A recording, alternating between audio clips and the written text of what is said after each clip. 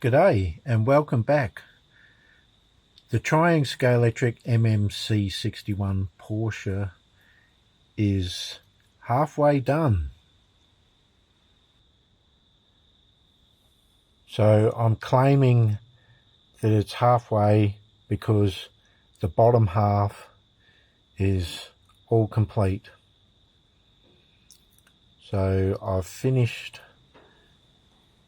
off the bottom half by cutting down an MMC 54 axle to be the correct size to fit this MMC 61. So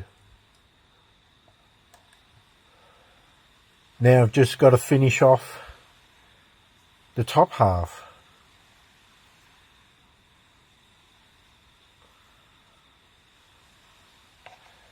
So I'll see you in the next video.